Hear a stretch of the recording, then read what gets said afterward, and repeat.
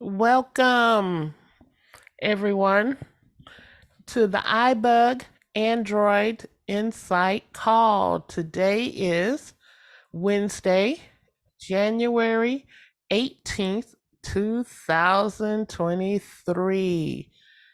I want to welcome everybody back. I hope everybody had a happy new year or a happy end of the year, and welcome everybody to the brand new year. So, this will be our first call of the new year. And, our call is all about the Android platform. So, whether you have a Android phone, a smartphone, a tablet, a Fire tablet, an Alexa device, or a Google devices. Even as you get into your smart TVs that are run by Android, and any other device that is on the Android platform. We are here as an open forum for discussion and to answer any questions you have, or if you have anything interesting that you've learned about your device. We welcome it on this platform because we're a community that come together to support each other. My name is Ava Caruth. I am one of your facilitators, and Hershey is my co-facilitator here as well. Hershey? Okay. Well, as I said, I'm going to do a little bit about iBUG, what's coming up this week. Remember, tomorrow on Thursday, we have our Trekkie Talk is coming up, and don't forget the movie on Friday. The movie is The Butler. So y'all come in and join and enjoy the movie night. As well as if you want more information about what iBUG is about and what's going on with iBUG, you can go to ibugtoday.org, and you can also sign up there to receive more information about iBUG, as well as go to our iBUG Android Insight tab if you want to listen to or go back over any of our previous recordings. You can go there for that as well. And you can easily find us on YouTube. So you can go to YouTube and search for iBUG Today, and you'll find our podcast there, as well as everything that iBUG does too. So I want to just say welcome. And Hershey?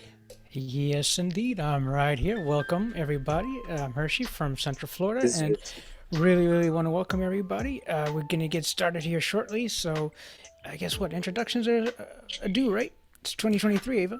Yes, we are back. So we just want to go around and have everybody introduce themselves. Let us know where you're from, and if you are a first-time caller.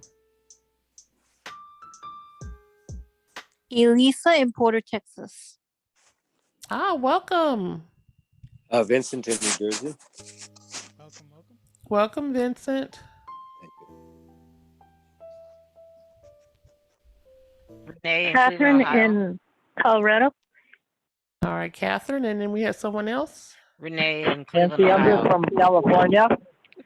Okay, y'all. Renee. I'm sorry, Nancy Unger from California. Okay. I'm not a first time caller. No. Okay. I didn't mean to interrupt anyone. I'm sorry. Renee in Cleveland, Ohio. Okay, Renee. Welcome. Mandy in Cincinnati, Ohio. Welcome, Mandy. Howdy. Howdy. Okay. Is there anybody else that would like to introduce themselves? Jake from Michigan. Okay, welcome. Jake. Thank you. From Houston. Hey, Sunday. Welcome. Thank you. Richard from New York.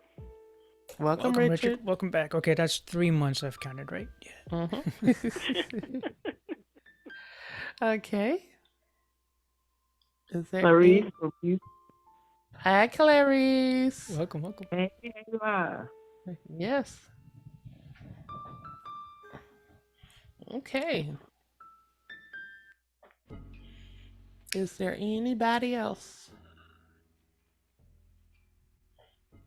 Okay, well, y'all know I'm Ava and I'm from Houston. So, and And I'm Hershey. I'm from Central Florida. okay. And oh yeah, by the way, the devices that we have, we told it's first of the month, man. It's the first of the year. We're forgetting already. Okay, so I have a S22 Ultra. I have a Pixel 6 Pro. We'll leave that for phones. I have an old retired Note 9 and what is it? Pixel 4 XL. But yeah, they're retired, so no updates and none of that fun stuff. But if anybody wants to jump into questions, we could. Or Ava, do you have anything that you wanted to look into? Well, no, well, I want to see if everybody, since everybody seemed to have been here before, we have some returning people as well. I just want to make sure we welcome everybody back to our call because we appreciate y'all coming, and this is a time for us to learn from each other. So let's go ahead and jump into this feet first. And anybody has any questions, any comments right now? Elisa. Yes, Lisa. So I'm using the Amazon app to purchase items. I think it's what you can do on it. And I was wondering about the search feature with the app. How do you go about doing the little voice search? And I don't know if this is a correct question for this call. Okay. Well, let's open it up to everybody in the community. This is Kevin. Yes, Kevin. The voice search feature seems to be broken, but if you can get the assistant to work, then you can just say, hey lady, and then say search Amazon or either Amazon Fresh or whatever department for whatever you're looking for. But the voice search part is not working right now. You can open up the edit box and use your voice input on your keyboard. You can use that, but the voice input, tapping it, it's not working like it used to.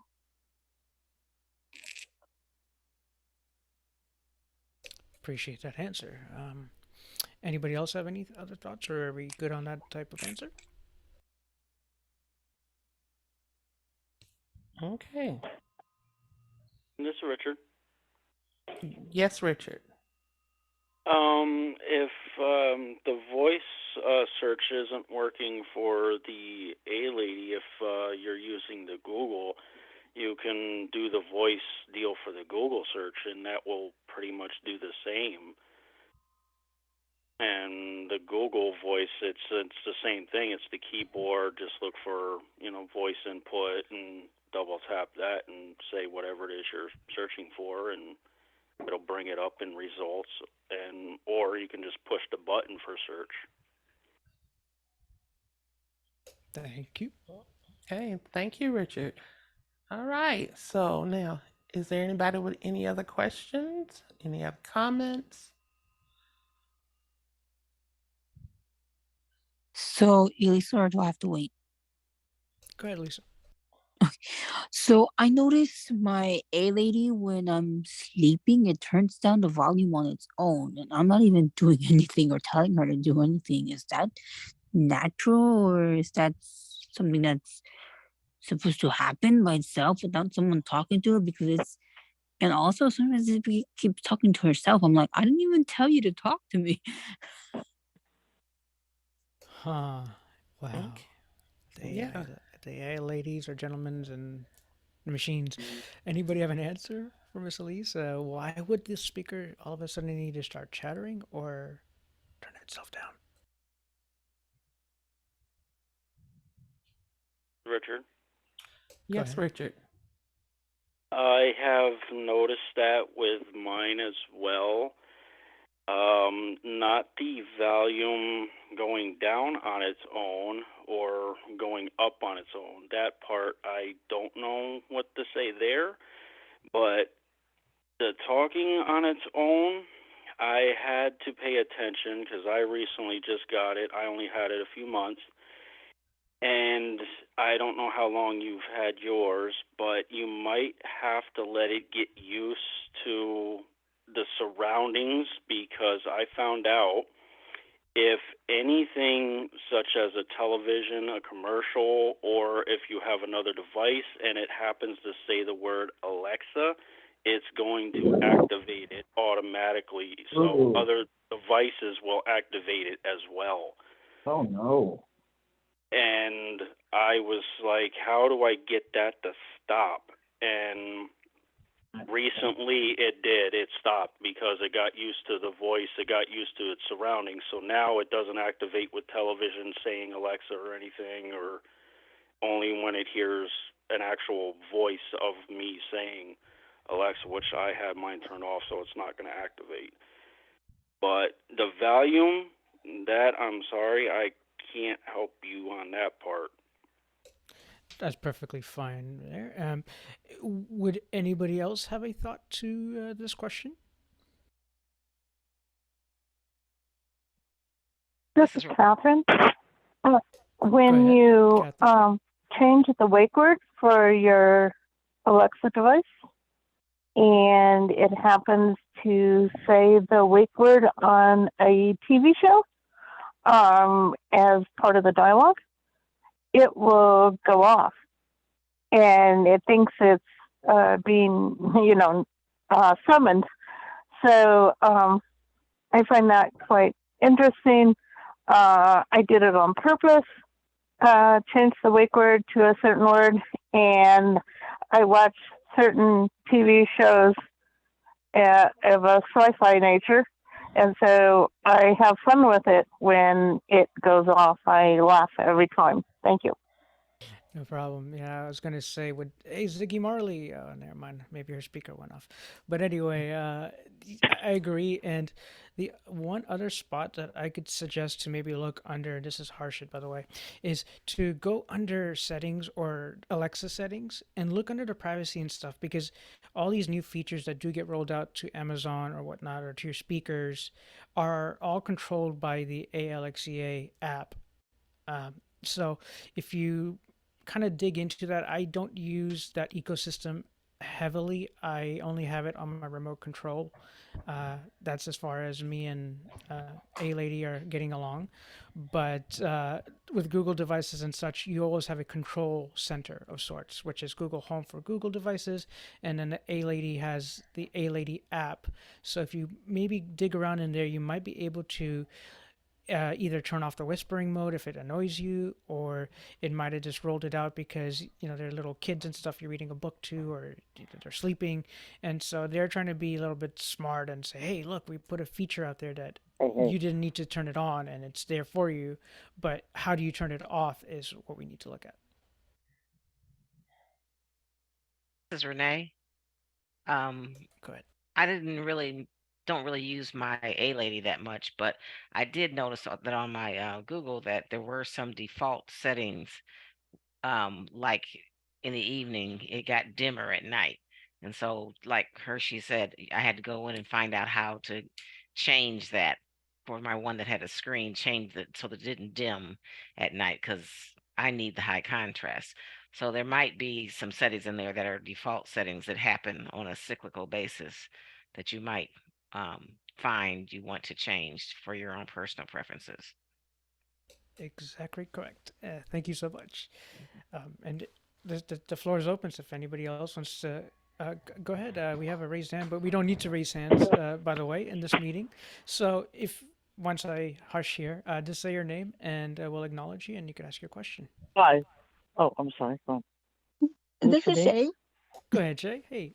Hi. I talk to mine a lot, and when I say goodnight to Google in the evening, it tells me certain things, and then it turns the volume down and plays some nice soothing music. And when I say good morning in the morning, it bumps the volume back up automatically, and it'll stay that same nice, vibrant sound all the rest of the day. And that's a Alexa, good night. great point there, Shay. What I want to say to that specifically, those are known in this little ecosystem as routines.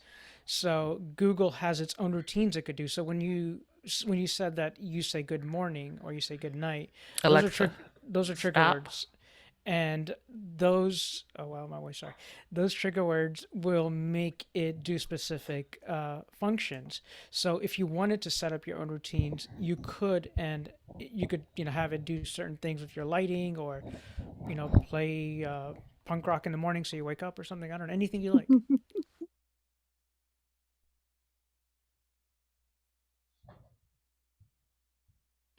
Ava, you Hi. have quite go ahead.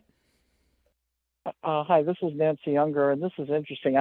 Today I had T-Mobile because I have a bundle with uh, Netflix on there, so it's free. So they put it on my phone, and he demonstrated to me. Has anyone had trouble? I was able to say, open Netflix, and then I was able to close it. I mean, I have a couple buttons where you pause and play. I guess it doesn't. Things don't get deleted. I'm not sure. Has anyone had success with putting Netflix on their Android phones? I have a Motorola phone. It's kind of exciting in a way, but thank you.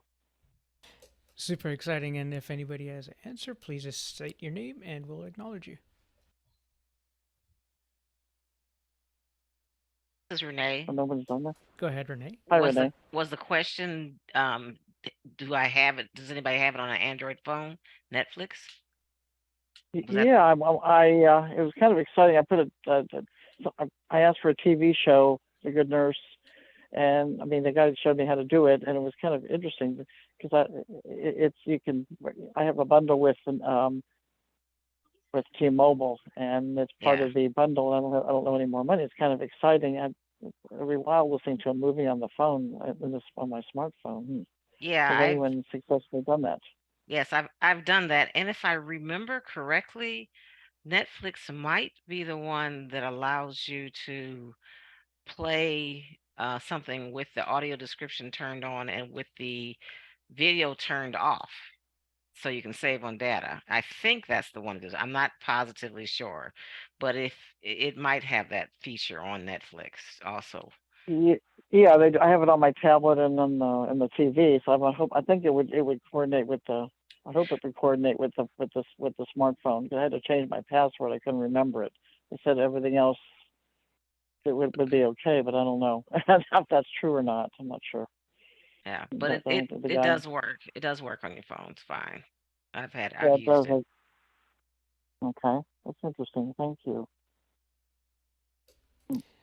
Thank you. Good question. And as of any apps, if you just look at the Play Store, that's the app store, if you want to call it that. That's equivalent if you ever used iPhones. The Play Store is what we use on this side. So that basically is your search place, and it does sometimes give you options such as, let's say, Hulu, Netflix, and such. So you will get then directed to the Play Store, and you would then put in your credentials for what T-Mobile provided you, the Netflix login stuff, and then you could activate that stuff for yourself. But thanks for the question, and if there's any other questions, please feel free to state your name.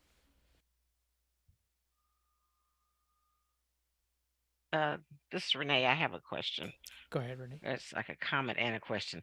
I'm not sure if anybody else is a Samsung TV user. And actually, I've noticed this with some of my things like my Chromecast device also, but they vary. But my Samsung TV is the worst culprit. When you're using the screen reading function on the TV so that it can read you the guide and everything else, I've noticed on some of my Samsung TVs, not all of them, it seems to be overly talkative. Like when I pause or restart something, and it says a lot of things that aren't really contributing to me knowing what's going on. And I'm not sure if anybody else has experienced that also. The only thing I've been able to do to get it to shut up so that I don't miss all the audio description that I'm trying to hear is to hit the pause and unpause it. Sometimes that makes it stop. But I was just wondering if anybody had experienced that, and if you had any ways of dealing with it, or any suggestions. I don't know if maybe my TV needs an update, but I can't find any updates for it. So Definitely, I can understand that. And so, if anybody has a solution, would be more than happy to hear your thoughts. This is Shay. Go Mine ahead, does Shay. that, and I just press the exit button one time really quickly, and it gets them to stop talking over the movie. And it doesn't take you out. Nope.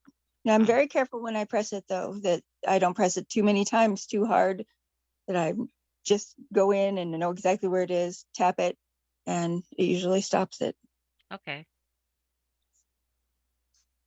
Yeah, with those TVs, they get chattery, and then with updates, Android TVs are or Samsung TVs, excuse me, are Android-based TVs, so they kind of have a Android platform flashed onto it. So you will find that sometimes the updates are finicky. They're not always available, but again, if the model is older and stuff, you might have issues like that. So My nephew told me that there's a way to go to a website and get updates and put it on a jump drive and do and update your television.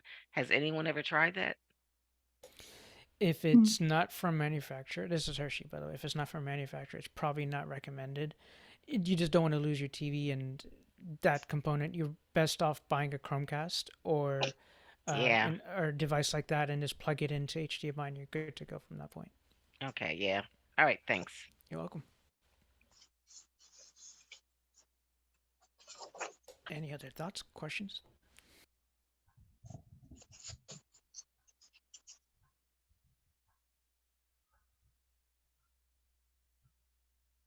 Wow, we got a shy bunch today. I guess everybody's still partied up from Christmas and New Year's and holidays, huh? This Anyways, is Catherine. Go ahead. Is there a way? I have a Samsung TV in my bedroom, but then I have a Toshiba TV in my living room that talks. Is there a way to turn on the talking feature on the Samsung TV?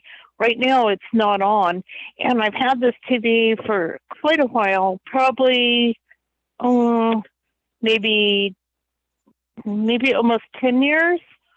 And was there a certain date that they started putting in the talkback in the Samsung TVs, or is my model too old? Thank you. You're welcome. A great question. If anybody wants to take that on, if not, I have some thoughts on that.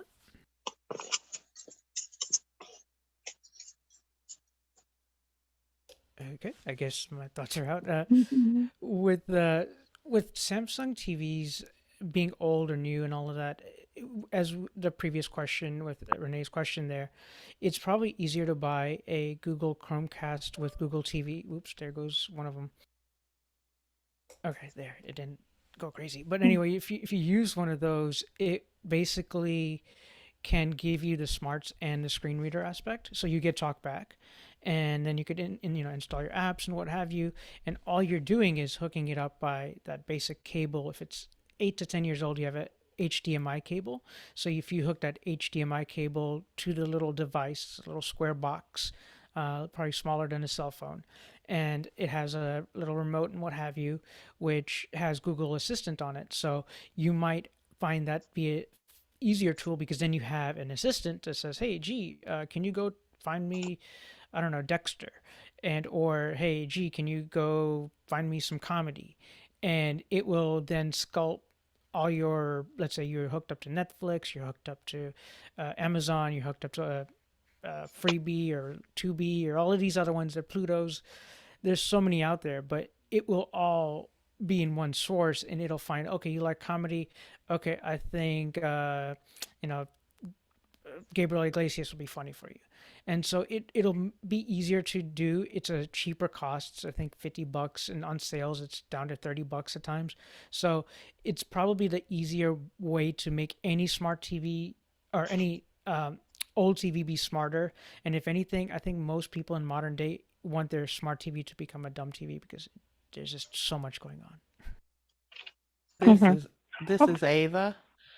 But also, if you just go to settings on your TV, on the menu, go to settings and go down to accessibility, that'll let you know if the feature is there or not. Oh, Okay. right.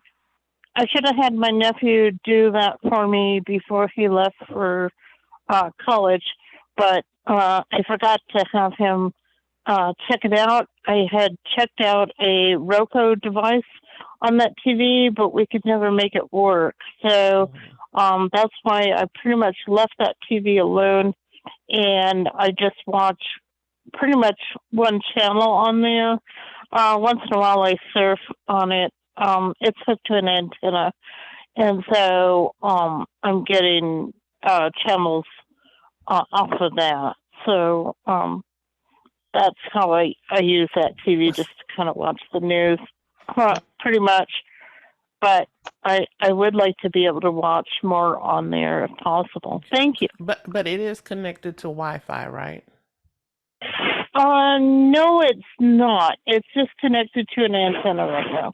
Okay. So then you would do best with the other way because usually if you connect it to a Wi-Fi, if it has a Wi-Fi connection, then yes, you would most likely find the accessibility. Oh, yes. I think it has that capability to connect it to Wi-Fi. I just have never done it. So, that would be one thing, is connected to the Wi-Fi. And then, you could do that, wait until you get someone to help you do that. Or if you're comfortable with doing it, Be My Eyes can, just by holding your phone up to the screen, they can read off and tell you what to do. Yes, And help. I think Okay. I'll just wait until my nephew comes back from college again and see if he can help me with that, because he tweaks my Toshiba TV every semester. So, and it had to be tweaked again over Christmas. But I have another question. I got the iOS tiles. I got one of those as a Christmas present, but I'm not a iOS user, and so I wanted to know: is there an Android version of that where you can hook it to, like, put it in the inside of your suitcase in a little pocket, and then you can access where your suitcase is when you're at the airport and things like that? Thank you. You're welcome. So, anybody have an alternative to AirTags in the Android ecosystem? Anybody have a solution? There was just an article. This is Shay. Sorry. There was just an article today that Google has put something out. They look very similar, and it's on my to-do to read tonight before I go to bed. So I don't know the details. Oh, okay. And you could probably buy them. I don't know. I have a Pixel 5 phone. I went to Verizon to get it, so I could probably maybe buy one there, or Best Buy might have them. Yeah, so this is Hershey again. Shay's correct. The article just came out. It's something that Google is potentially working on. There's not much detail, so it's not like a product that's out, at least not from... If it happened today. So I haven't read up on the news as of late. But the point here is Samsung have alternatives. So it's called the I forget the exact name Samsung uses, but they're tags, smart tags. And Tile is the other company that would be available to you to use on either platform, on Android or on iOS. So for the something very similar, identical in the Android ecosystem, I would say the Samsung Smart Tiles or the Smart Trackers. Smart Trackers. Okay. I will call Best Buy and check it out and see if they have any in stock, because I know my brother wanted me to use the iOS tile, but well, at least he can track my bag. My bag got lost at the airport in Athens, Greece, and we were getting ready to go on the cruise ship the next day. And I did not get my bag until 10:30 at night, and we were to leave that morning at 8:30. So that was a little stressful time. Thank you. Of course, and they're definitely a good utility to have. It's part of our kit or accessories with Android. So thank you for that question. If you have anybody else, if they wanted to share their question, answers, or thoughts, please feel free to let us know who you are. I have a quick question about that. Are they just good for your luggage, or could I put it in my son's car and know where he is? Anybody want to answer that for Shay? If she's able to use such tags and put them in people's places and vehicles? I checked with the law. This is Renee. If your son is over 18 and it's his vehicle and not your vehicle, if it's your vehicle, then legally you can put it in there. If it's his vehicle, then I would say, this is my guess because I'm not an attorney, qualify that.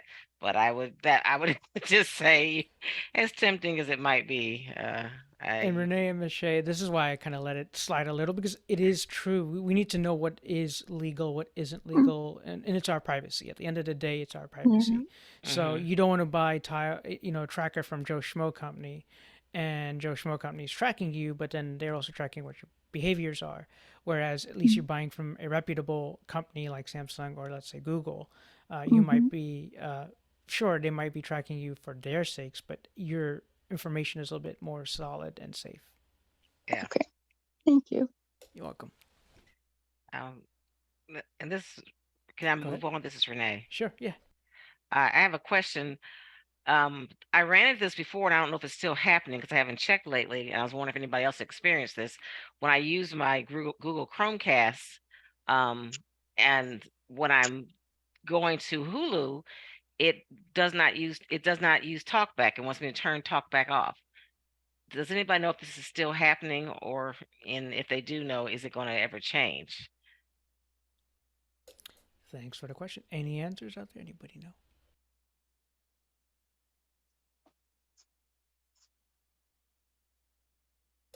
Would you like to re-summarize it? I heard a couple of people coming in, so you want to just kind of give a summation of what you're looking for?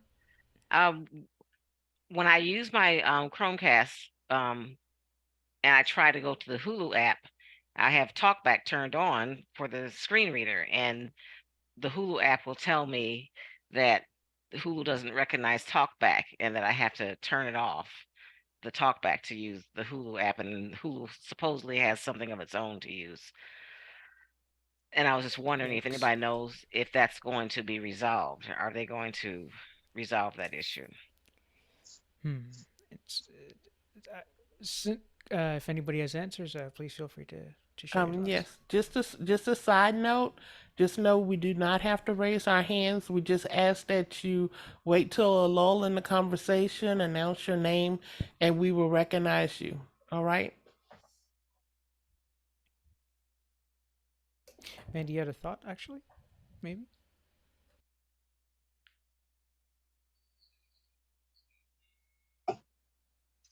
Okay. I'm not sure if the behavior is still the same with Hulu. What's difficult with some of these third-party apps is their functionality changes from platform to platform. So if you're on a Google Chromecast, it might act one way. You have your Samsung TV, it might act another way. Yep. And it's unfortunate with the screen reader aspect of it. I'm not too certain about it having one, but I'm not surprised that it does that to in that essence. I've seen Netflix do that, for example, on a smart TV where you're using the Bixby screen reader kind of thing, that the Samsung version, and you get to Netflix and the whole screen reader just changes on you. But when you come to like smartphones, you know that TalkBack is doing the heavy lifting. It's doing what it needs to do. So that's where the functionality might change, where on TVs or apps for a product like the Chromecast by Google TV or whatnot, programmability might change a little. So you might find that just that slightest bit of things that were accessible might feel different, and it's hard to say with Hulu. We've been waiting on Hulu to get fully audio described, and I haven't heard from the grapevine of any good news there. But I know that like Samsung, for example, have put a feature in their settings that has features that uh, that do audio description stuff. But the thing is it's all about these multiple companies. So like Pixel will do their pixely stuff. So you have a Pixel Watch and a Pixel phone, and then Samsung will do its thing, and Samsung earbuds and Samsung phone. And we don't know what spatial sound is available for which platform, or if you know, is it they're waiting for this big reveal at Google I/O. So it's hard to say what's going on for the future. But this year is going to be really interesting with a lot of machine learning and AI, and let's see what's happening. Hi, Okay. Warren here. Hey, I'm Warren. sorry I'm coming in late, guys. But so, Tardy yeah, marks. I know. I was busy drinking. Just kidding. But really, what's happening here is that Hulu, for some reason, they thought they were doing us good. That is, those of us who are blind, by so quote unquote creating their own screen reader. And it's actually a problem in the sense that I wish these companies would just let the screen reader that we already have on our devices handle it and let them just make these things compatible with our own instead of trying to reinvent the wheel. And actually, I think it's more of a chore for them doing that. But unfortunately, Hulu is one of those. And I think another one, because I'm looking at my Chromecast here on my TV, Prime is like that. And Sony also is like that. For example, if I want to watch Crackle or something from Sony, I have to use the Sony screen reader. And so it's just, I, I don't know what we need to do to make them understand. Leave it to the screen reader that we have. And if there's anything on that's not working right, we tell you and fix that. Make the app compatible rather than doing this is wasting their time and wasting our time. Definitely agree, and we want to welcome Warren here from Blind Android Users. He came in sometime last year, I believe, and we welcome you back again, Warren. And hey, if you have any tidbits for us, please, love to hear them. Thank you so much. Well, so we at Blind Android Users, and we have new things going on all the time. If you haven't been to our site or checked us out, and you guys, I was gonna have um, let people know we're having a meeting here or joining you guys live here for a discussion, and frankly I didn't get the time to do it, and I told Harshit that I was going to do this, and now I have become a liar because I didn't get to do that. I was running late. I just realized that thing was taking longer than I thought, and so I just got home. And but I would like to, pass your information for next time because this is a good forum for people to just come and unwind and talk about things, especially on the day that you guys do the Android Insight. I think it's a very good time to come here and do things together with you guys. So next time, I'm gonna make sure we have folks from Blind Android Users, our Telegram group or email group. I'll put all of that on there so that we'll have people come to join you guys. Really, really appreciate that, Warren. Yep. That's marvelous, and I know you have your friend in here. Sandhya's in here. Sandhya, y'all were just yakking it away last time we were here, and it's always great to have a bigger community, right? We always say there's no place to find out about Android. There is. Come to iBUG Android Insight, and we start talking about it, and then you're like, well, where can I go learn TalkBack? I want to go learn specifics. And so a buddy of mine named Warren over there, he has videos, and it's easier for me to reference those than having to remake the same video over and over and over. And so we all kind of keep track, and we trade notes. Hey, something is updated. Remember to share this piece. Remember to share that piece. And that's how we all get across our message. If we want to have, let's say we have bugs, g.co/disability Support.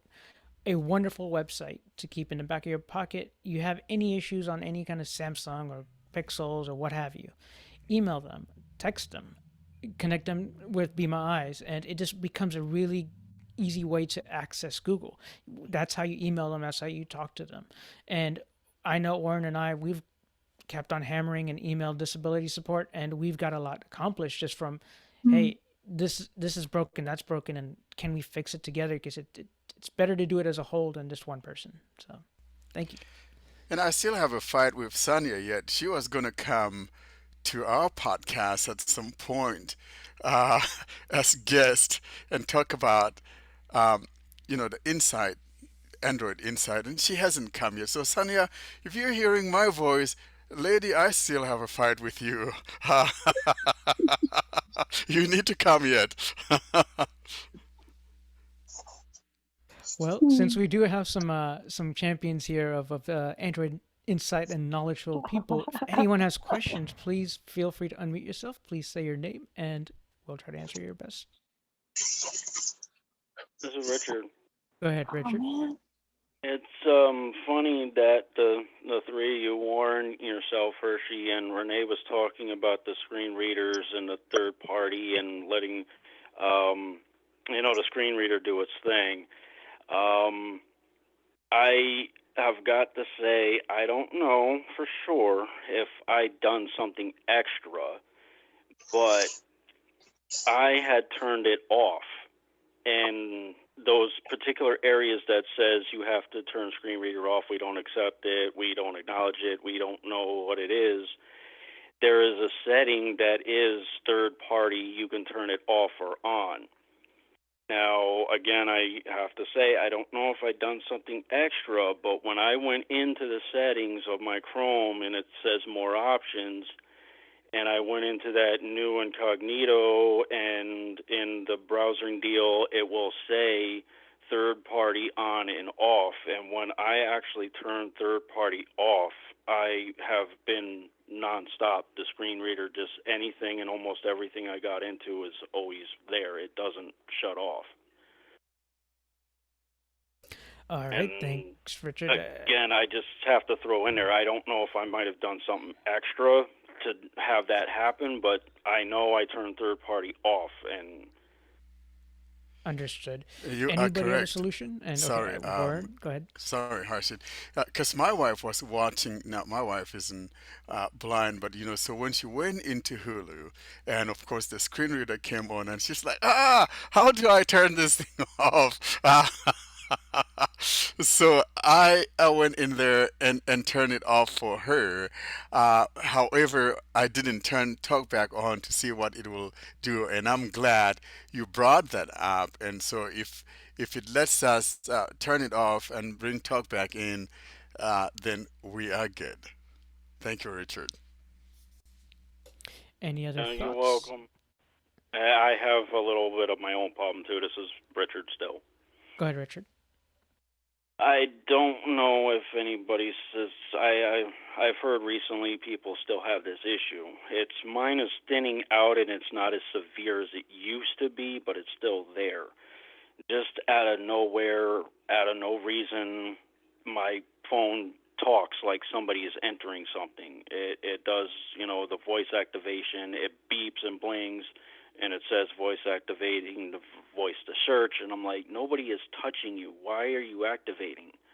And it's talking about, settings and so forth, and I'm like, I don't understand why you are activating. Nobody is touching you. Nobody is talking to you. Nobody said anything, and you're still activating like somebody is playing with you. And it's not as severe as it used to be, but every now and then now it will still do that. Why does it activate like that, like somebody is messing with it? My guess, Richard, this is Warren here. I try to say two names at the same time. That behavior sometimes is caused by some background activity, and I promise you, I think you have an app in there that is waking up your phone. You want to try to make sure that now, what's this phone? What's the brand of your phone? Is it who is it from? Is it from Google, Samsung, Motorola, or who is your phone from? My, mine is the Smart Android Reval 4. It came out last Oh, year, so it's January. from It's a the new one. T-Mobile. Yeah, so T-Mobile, yeah, yes, brand definitely new. something from it's a background process, and that is waking up your phone. So you want to go into that, maybe settings. Sometimes it's found in gestures and motion and gestures, depending. I haven't had any of the Revel or whatever those phones from T-Mobile, but I bet you it's just type in the search when you go into the system settings, just type in search for something like either motion or gesture, and also go into the display and see if there's maybe light. Sometimes some manufacturers will have features there that light would wake it up, or slide movement would wake it up. You want to make sure those things are turned off and see if you have any different experience. But I'm optimistic. That's what's going on. And like I also said, it's another app in the background also doing that. And if you want to try something, do this for me. Install the DuckDuckGo browser, and when you install that DuckDuckGo browser, I did a little um, demo on it, something called app tracking protection. Um, if you go into enable that app tracking protection, it will tell you exactly what apps are trying to do that kind of behavior on your phone. And once you enable that, you are not going to see that problem again.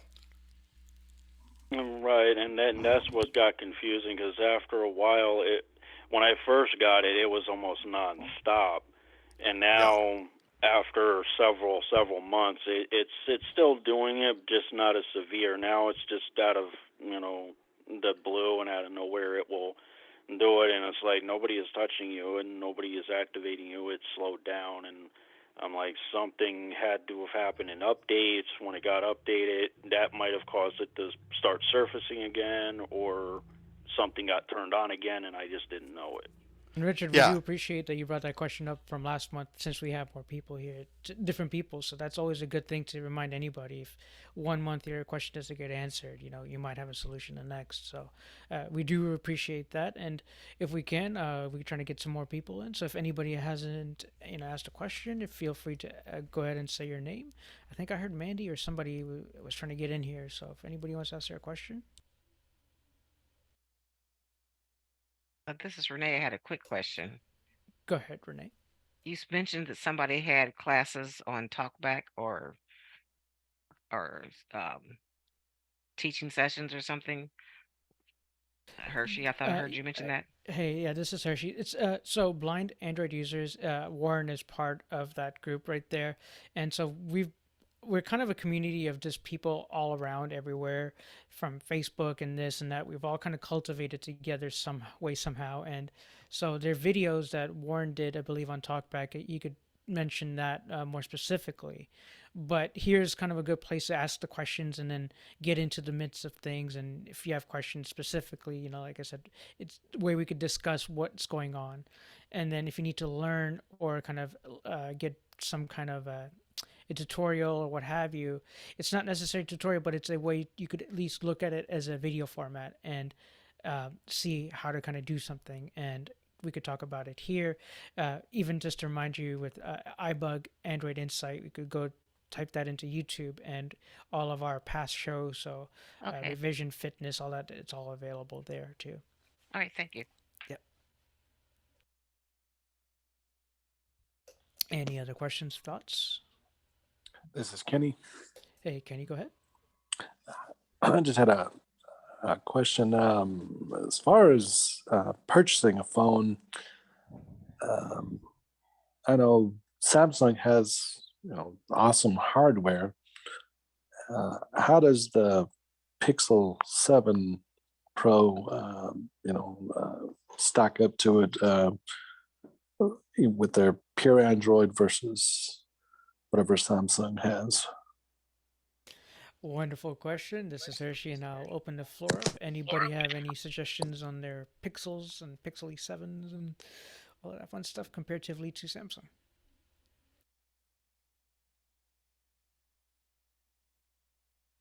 Hey Kenny, I missed that question there because someone was trying to talk to me and I muted myself and took off the headset so I could hear them. Could you summarize that question? I heard part of it, but not the complete question. I'm sorry. Warren, I'll go ahead and repeat the question for him. And by the way, your volume is low if your mic went down. Anyway, Oops, there we go. there you're back. There So the question is, Pixel 7, how does it stack up, right? We have Samsung phones and Pixel, and compared to the pure Android to a Samsung One UI, how do we compare the two nowadays, modern day? So when it comes to all these comparisons and all of that, frankly, you can rule out bias.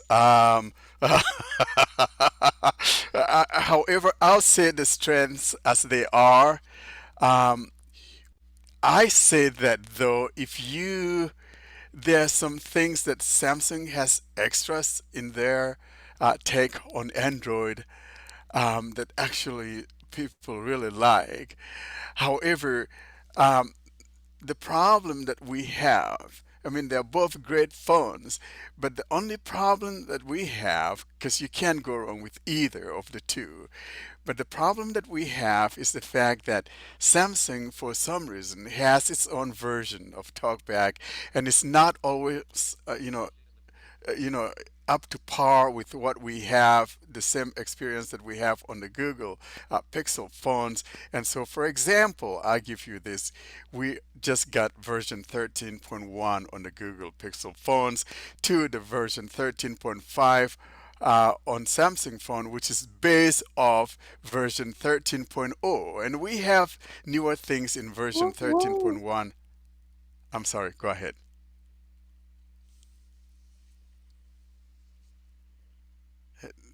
Did someone say something? Oh, what happened? Am I gone from here? No, you're still there. Okay, I I thought don't think someone anybody wanted, said it. yeah, someone wanted to say something and paused so they could talk.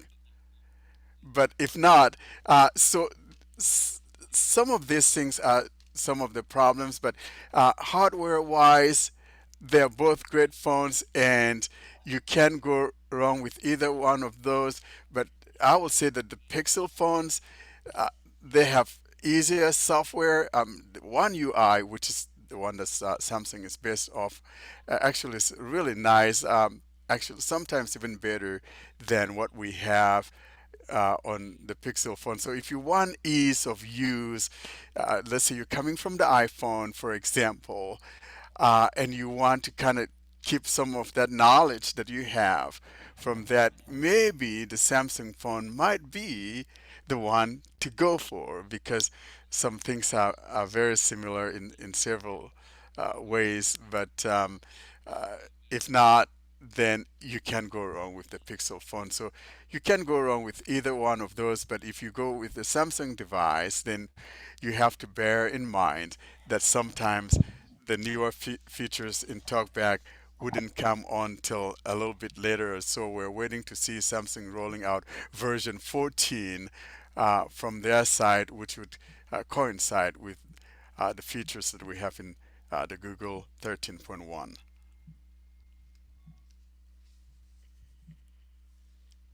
Thank you, thank you. Thank you. And if anyone else wants to ask any other questions, please feel free to Hey, unmute. Harshie. Yeah, go ahead. It's Mandy. I would like to answer Shay's question from earlier about tracking Sure. her son. Sure. Now you do have those, little tracker doohickey dongles that you guys mentioned, and the one I'm thinking about is actually an app that you can have on both Android and iPhone. It is a cross-platform tracker app, and I'm signed up with it with all of my family. My mother-in-law and my husband and my son, we can all see each other on iPhone Find My, and my side of the family, like my parents and my sister, my niece, my daughter, they're all on this app too, and it's called Life 360. And it's amazing. You know, my parents approached us about it. They said, we want you to be able to find us if we're suddenly in trouble and we want to track each other. So it's like the ultimate feeling of safety. So if that's something that you guys could have a heart to heart discussion about, Shay, that might be your solution. That might be. Thank you. I'll look into that. I appreciate it. Life 360 cross platform, iPhone, Android, 2023. Awesome. Thank you. This is 2023. Yes, it is. I love this Yeah, app. They keep and if adding you're just features. on Android, for example, if you Google Family Link is another good one. You can actually set the parameters as to what you want the kid to access, and actually it will let you know if you're trying to install an app. It'll send you information and gives you the play URL. So you check out the app. If it's okay, you allow the kid to install that app and stuff like that. So if and this is free. I don't know if Live 360 is free or not, but sometimes Yes. some of those I things haven't are paid them a not penny. It's all free. good. You can So buy yeah, stuff, but it's free too. yeah.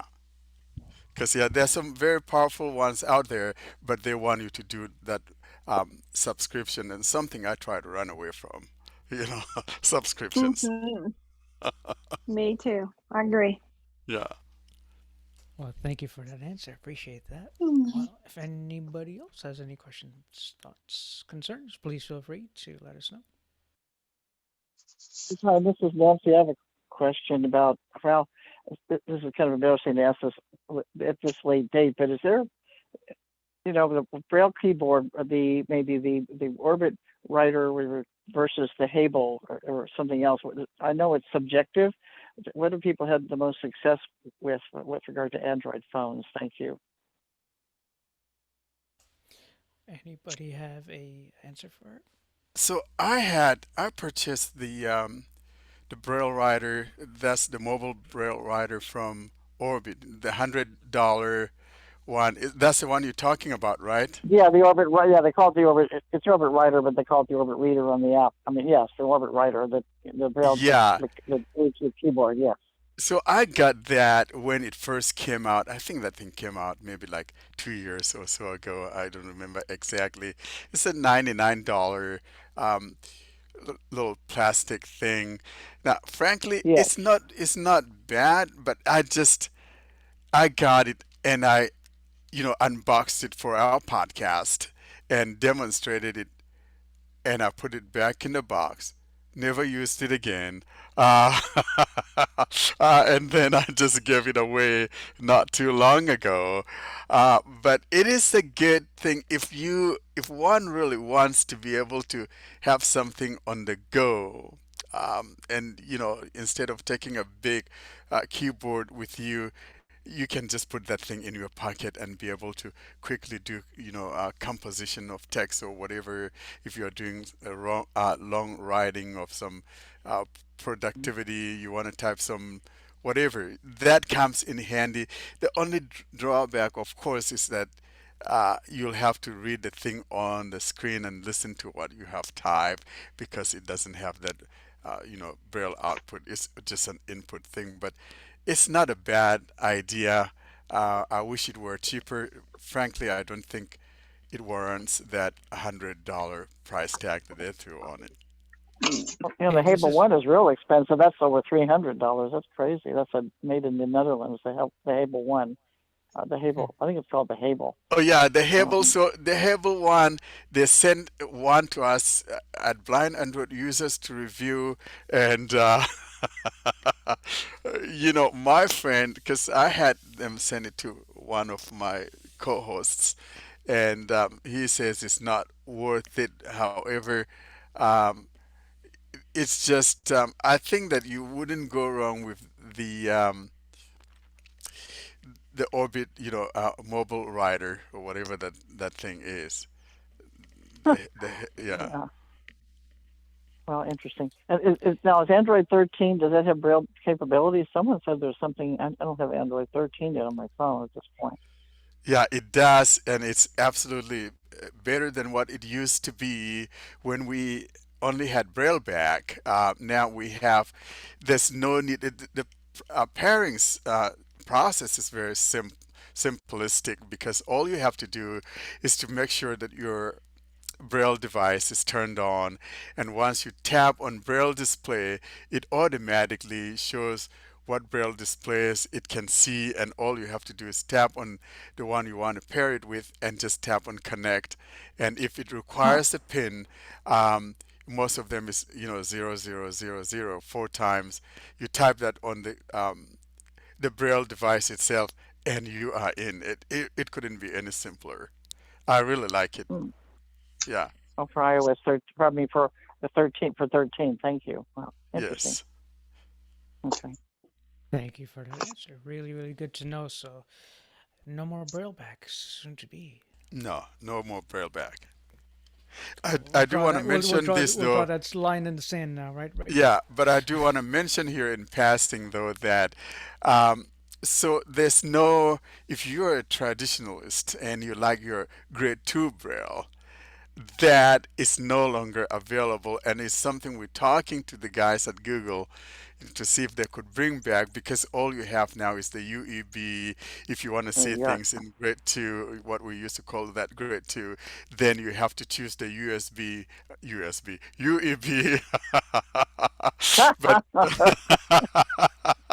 I but just love oh, UEB. Yeah. yes. So even if you choose the North American Braille, or you choose the 6 dot, or you choose the computer Braille, everything shows up in grade 1. And the only time you're going to have any semblance of that grade 2 is if you choose that UEB. So that's something Mm. to keep note of. Yeah. Oh, thanks. Thank you for the clarification. So, if anybody else has any questions, thoughts, or concerns, Ava, do you have any thoughts over there? We a lot of questions today. No, we've been having a lot of good questions. Just want to leave it up to the audience to see if they have any more questions, comments, you know, what's going on? What have you seen? What issues have you come across?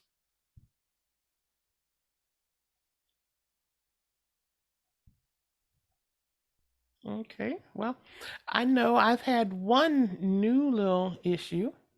Can't really call it an issue, but it's something interesting with my Lady A device. When I ask for the weather, it now come back and let me know I can have it set up to notify me when severe weather is in my area. And all you have to do is just say, Lady A, set up severe weather alert, and it will do that.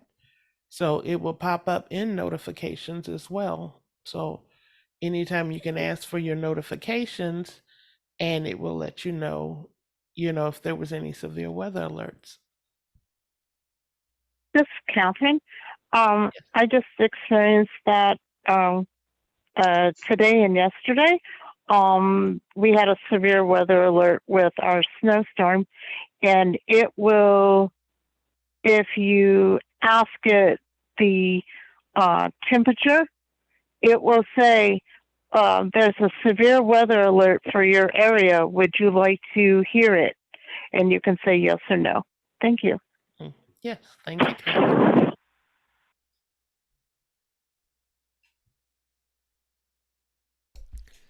So yeah, like you and Ziggy over there with Amazon. Yeah, me and Google. I don't know. I haven't really learned too many new tricks. I guess it's been pretty steady. I guess YouTube had a little bit of a facelift for low vision users and such. More dark mode. You could pinch into videos with the sides being darker and stuff like that. Like the dark mode is extra dark is how they portray it with the verbiage. But yeah, I know the one thing that people haven't liked as much is the subscribe button, and it's all white, and it took away the red text in it, so contrast is a little bit dull. But like I said, if anybody has suggestions, thoughts, it's always good to get in touch with Google and they'll be more than happy to take that into consideration. And just one more little tidbit for the Lady A people. If you have a Fitbit, you can actually set it up to connect with your Lady A. You just have to go into the app and select the Fitbit and connect it that way, and then you can do even more exercises with your Lady A and track. Good stuff. Hey, I'm gonna leave it to anybody that has watches around here. If you bought a Samsung Watch, Galaxy Watch, brand new, you've never really used watches. What is a typical setup like? Okay, take it out of the box. Got that far. But what happens after? Well, I got one last year. Was it last year when the Watch 4 came out? And I mistakenly actually purchased the 40 millimeter one. It came in and I'm like, gosh, this thing is too girly. I want something big. Uh, sorry, ladies, I don't mean that in a bad way, but I like my watches big, and so I told my wife, hey, I'm not gonna use this.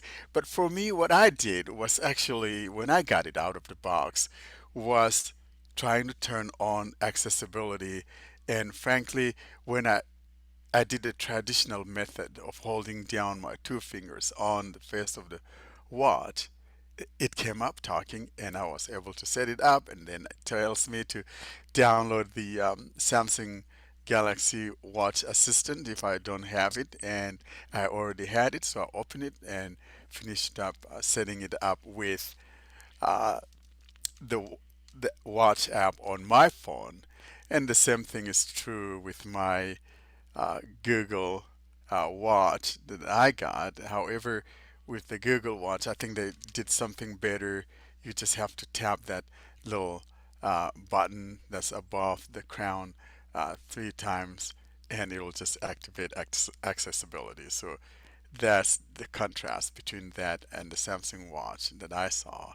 Of course, I didn't get the Watch 5, but um, the process is basically the same thing. Thanks for that. So, what you're saying is the two finger on the watch turns on the screen reader at least, or turns on accessibility features. Is that It correct? does. And when I tried doing that on the Pixel Watch, Mm-hmm. because I wanted to try both, it did not. I had to actually use that button that's to the right of the crown by tapping it three times to enable accessibility. Interesting. Okay, good, Yeah. good to know the differences. And Ava, here's a side question to you. I'm throwing this out to you specifically because we spoke about it. Is if you wanted to go swimming, and I know we had a guest from Revision Fitness last year in the summertime. How does what like how waterproof are these watches? You know, like what do I need to watch out about? Can I go 6 feet under in a pool, or 7 feet pool? Like what's the stipulations here?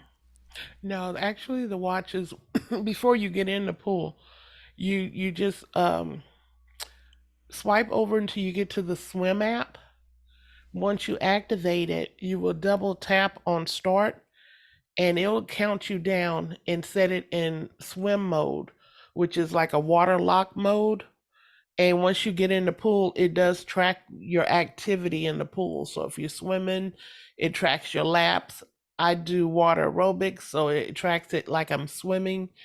And then when you come out of the pool, if you double tap on the app again, it will let you know if you're ready to turn, it'll pause it, but then it'll let you know, tap again on to stop, and it'll stop the app. It'll stop it in the swim mode, but it'll eject the water out of that watch, I and was then you'll about to do watch. spit take, but it wouldn't. It'd be rude on the show. But yeah, Yeah, it would just and then your watch works fine.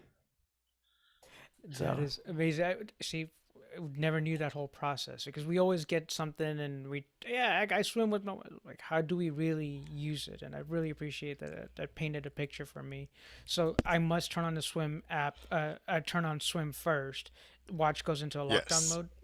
Yes. You have to do that. It's just the same thing as turning on the theater mode. You have to do that.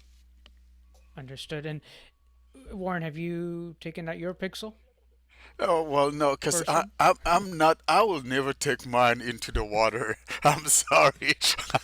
But do we know that if the watch is available to be put underwater? You Is know, more so the question. I I don't. Here, there's my Pixel Watch sitting in front of me here. I've never gone into, believe it or not, I'm one of these people. I want to get this. I want to get this. I got it, and it's sitting in a drawer. So I really don't know. Now I'm Sad curious. I'm trombone gonna sound. check it out and see if Yeah. it has a swimming mode, just like Ava described. Yeah. Yeah. And also with your Galaxy Watch, just know you have to go under the apps section and select the apps that you want to use. Because I know mine gives me, I think it's about 12 apps I can load up. So I have everything from tracking my heart, tracking my heart rate, tracking my oxygen on there, as well as food. So it would it would be what you would decide which apps you are more actively using. I have the sleep app on mine so I can track my sleep as well as it syncs with my Samsung Health app. Really, really good stuff to know. And I had one more. I'm trying to think. Oh, the Pixel Watch, the Samsung Watch. Um, Cost wise, I mean, is there cheaper versions and more expensive versions? And like, do I still get the same talkback and the same accessibility? You know, does it matter with the screen reader? Does Samsung have its own, or what's going on here? Well, Samsung still use TalkBack. It's on there. It's on the watch as well. Um, you just have to be careful with the watches that you do buy because there are several fit watches out there. Not all of them are accessible. We know the Samsung, the Galaxy Watch is. We know the Google one is. The Fitbit is like that. So you really have to just do your own investigation if it's another one that you're looking at, just to make sure it has the accessibility features. So So these four watches or four brands are the ones you can't go wrong with. The Pixel Watch, the Samsung Watch, the one from Fossil, and the one from Skadgen, which is also under the umbrella of Fossil. You know, they bought them over. So any of those brands fully Wear OS, and especially if you get uh, the version 6 of the Skadgen and Fossil ones, they're getting updated to Wear OS 3.0. And the one thing that the Google Pixel does not have, it doesn't have the vibration mode. So, for instance, if you want to check your time and you don't want to hear it, you're in a meeting and you just want to use vibrations to check your time, the Samsung one has it, and the Google one does not have that. Samsung's looking mighty fine. Oh, Yeah. but the Pixel is good too. This, Pixel's good too. this is Catherine. Go ahead. I have a question about when I was buying my Pixel 5 phone, I was also looking at the smartwatches, and they didn't have a Google Watch there for me to look at, but they have the Samsung Watch, and I looked at it, and it had the bevel on the top, and you moved it from 12 o'clock to 1 o'clock, or from 12 o'clock to 11 o'clock, and it would actually talk to you, and it would make a little clicking noise when it engaged into the right spot there each time when you moved it.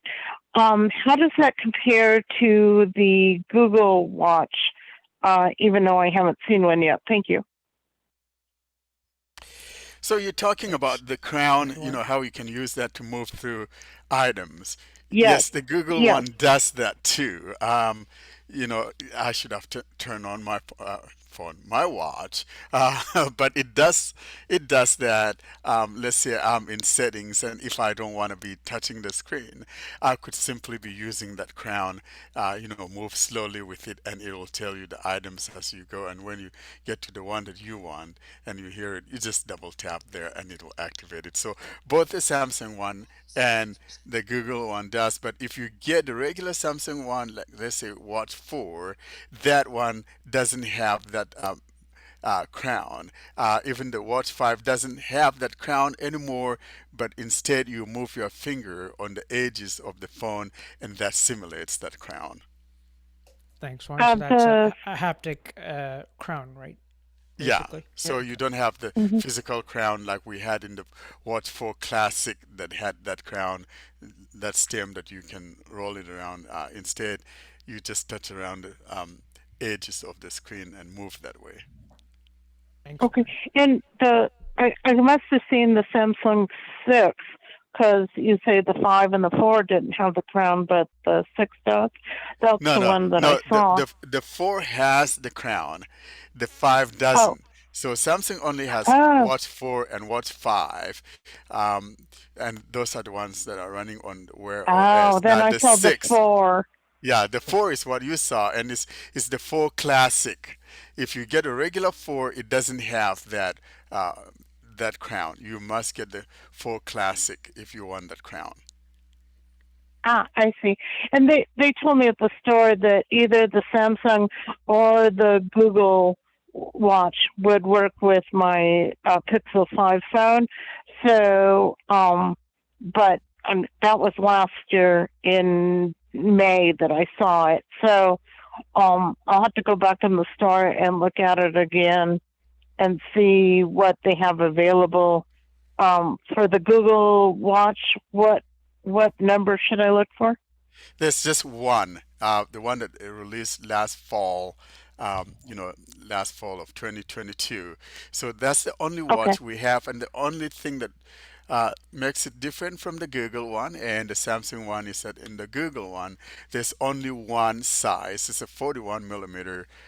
As to the Samsung one that you have, I think like three different Yes, sizes. I saw that. And Uh-huh. I like that. And that's one of my gripes about the Google one because 41 millimeter for me is too little. I want mine big. I want like a 45, 46 millimeter watch. And so the Google one does not have that. There's just one unisex size. And I people like that, but I don't. uh, First I generation. see. Thank you. Yeah, I like a bigger one too. It's just easier to Thank you. manipulate. Thank you. Exactly. Well, I'll have to go to the store. That will be my next thing to do. Thank you so much. You're very welcome. You're Thank you welcome. for the question. Thank you. Okay. Do we have any other questions, comments, Mm, questions about apps? this is Shay. I have Go ahead, Yeah. it Shay. might not apply. So I like to use on my phone both Word and Excel and Sheets and Docs. But then I forget where I have stored things. Is there any simple way to just get one directory? Or I'm thinking I just need to cut bait and pick one over the other. No, girl, I got you. Again, Shay, it's Go ahead. Mandy. That's You Mandy. know what? You just gotta search both of them and you'll find it. That's what I do every day. Here's and this is Hershey. Here's a suggestion or just a way of thinking about it. If you are using Google Drive as your Mhm. main app, live off of that app. Leave all the other apps. Let them be like Google Slides or Sheets or Mhm. Docs, because everything can be opened within that the Google Drive app. So controlling one side and the other side might be a little bit more easier. So it's like Twix almost, where you could at Mhm. least control your Google Docs and stuff like that, or Sheets, and you don't have to control them by application. And then what I typically do is, let's say this is 2023, so I'll make a brand new folder for this year, and then start making subfolders. So you start saving things in there quick, as you go month to month, and it just makes a little bit more streamlined to back up stuff or move stuff around. And then the Google Drive side, it's same thing. So you could download the suite of apps like Word, Excel, etc. on your mobile Mm-hmm. phone too. And you could use OneDrive to save all your documents. And if you have, let's say, Microsoft 365, if you pay like 99 or 69 bucks, you get all those apps and all the goodies, so to speak. Mm-hmm. And that allows you to have 1 terabyte of storage. So if we're the type where, ooh, look, pretty sky, ooh, look, squirrel, ooh, look, doggy, ooh, look, birdie, and we take pictures, and then it's like, ooh, look, pixel camera has like this megapixel. What? Look at this megapixel. It's 108 mega. The camera sizes get huge. The picture sizes, sorry. And storage becomes an issue. So if you need to offload, you might think of it as what ecosystem best suits me. So if you have like OneDrive and that terabyte, you could offload all your phone stuff and all your tablet stuff onto that one OneDrive folder, and that gives you a cycle of if you need to come back to it, it's a backup, it's an archive. If you need to grab it from another device, you just log back into that account and it's all right in front of your fingertips. So Google does the same way. Google gives you 15 gigs of storage when you make an email, and that gives you even with pictures and Google Photos. And so it's a good way to kind of build a way of backup or a principle of okay, I use Google for this, that, and the other. I'm going to open everything up from the Google Drive app. I'm not going to open up any other stuff so I don't get confused. And that way you'll start building a pattern. Same thing for Microsoft. You want to build a pattern. So if you open from Word and all that and you save it, because what's going to happen down the road, you might save to the cloud. You might save to your desktop. You might save to your tablet. If you just start making the folders, you will alleviate that stress because you automatically start saving into the cloud into those folders, and you'll be able to then take that, make a backup of it, and you won't have this worrisome of where's that one document I started here, where's that one resume I started here, and it just becomes a little bit more easy to manage. Thank you. That sounds like a fun plan. Sure. Now, adding to what Harshid just said, this is Warren again. It really makes sense to choose which one you would like to use. I personally use Google Drive, and of course, doesn't have enough storage um, like the one from Microsoft, but you have to pay more in order to be able to get that 1 TB.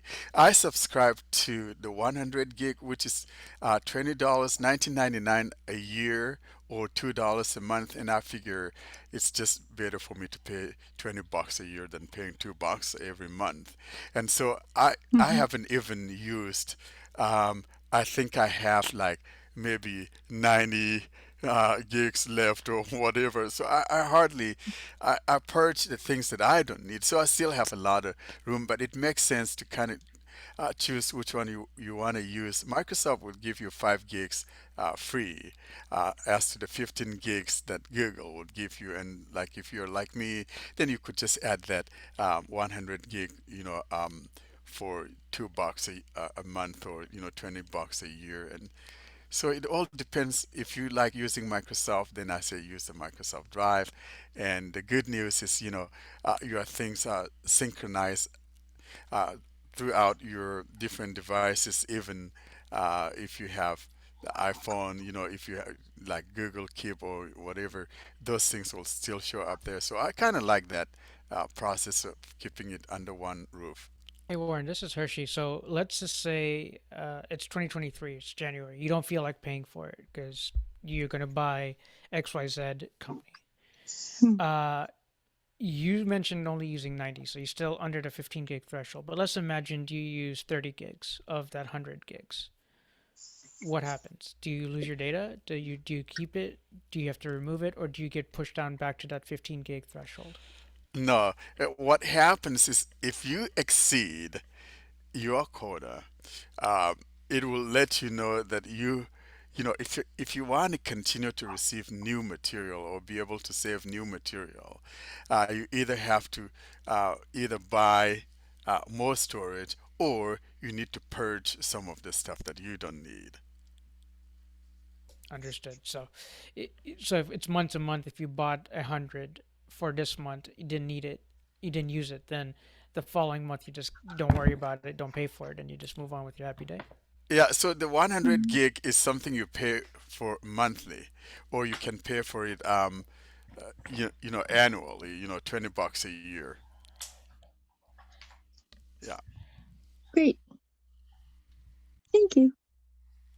But that's of course if you're like me and you go on a lot of hikes and take a lot of videos and all that crazy stuff, or else you'll not be able to burn out that 100 gig if all you're doing is, you know, occasional pictures and a lot of documents or what have you.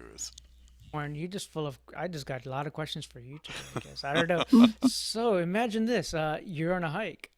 How do you use your apps? Which apps do you use? Do you track them? How do you know where to come back to? Do you have any solutions for hiking apps or things that our friends could use around the world? Yeah, that's a good question. I actually was thinking of demonstrating for our podcast something called Trail Sense. It You can track where you parked, or where you say you mark this location. This is where I want to come back to. So you go out into the wood. You can use that app and track your way back. And so I can wait to demonstrate that app. Uh, who sended what, where, how, what trail? It's called the Trail Sense. Sense. TrailSense, Trail SE. Sense. Okay, sense. Yeah, Trail yeah, sense. And yeah. have you used it already? Have you found at least the initial part to be accessible? Yeah, well, I did because we had too much snow. So, but I just tried tracking my way from my mailbox back to my place, and it worked. Ah, thank goodness we got you on the show today. You made it back from the mailbox. Because I was lost. I've been in this little town for like 12 years, and I just I was coming back home. I went to the post office. I was coming back home, and I got lost. And I'm like, oh my gosh! And finally, I figured out where I was, because you couldn't tell where the sidewalk. There's no such thing as a sidewalk or a street. It's just I couldn't tell. So Very tough for a blind kid, I tell you. definitely. So Trail Sense. Any other ones that you have there, Warren? Before we let you go, all y'all go. It's I think that's one that I use for tracking where I'm at, but when it comes to taking vids or pictures, I just use the native camera app, because I use the Pixel phone, so I just use that native camera app. Or if I'm using a Samsung phone, I just use the native Samsung camera app. awesome. All right, cool. And I guess we'll dive into more GPS trackers. Maybe if you want to go look up some GPS stuff, we'll talk about it more.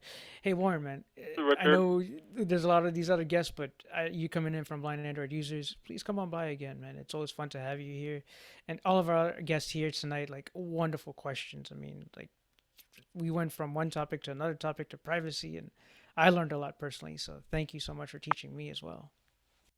Thank you guys for Not a letting me problem. come in here.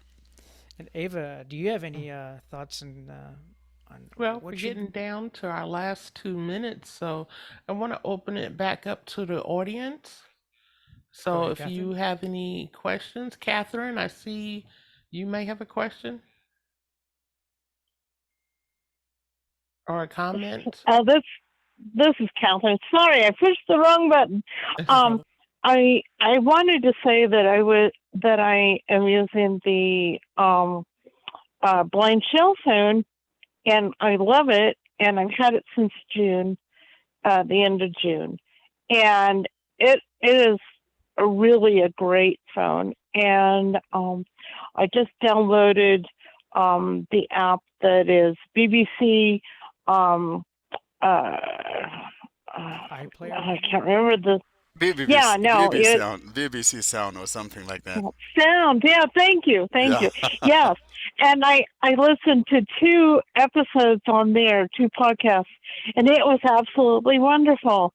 And one was about a island in the South Pacific, um, and it had pictures, and I could see some of the pictures on the little screen that was on the phone, and it was wonderful, and it was like almost being there because you could hear all the sounds, and the interview of the person that went there to study these 350 people. And I found that fascinating. So I can't wait to use more of that particular app. And there's other ones that I use every day. So, and the other good thing about this phone is it taught me how to text. So now I can text. So Awesome. that's awesome. Yeah, no, Well, I feel we'd love like to, we appreciate you came in tonight, and we'd love for you to come in next one and tell us more. So thank you for that. Oh, Ava, okay. Well, it's thank you very much for everything tonight. not a Yeah, problem. we thank y'all for coming. It is now 8:30. We Ooh, just want to Ava, say first episode. first episode of the new year. So, next month we will be back on February 15th at the same time.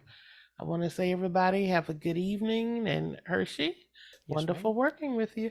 You as well. It was lovely. Take care, and we'll Thank see you you. next Thank you month. so much for doing this. Thank you very much. Thank Bye. you, guys. Everyone. Take care.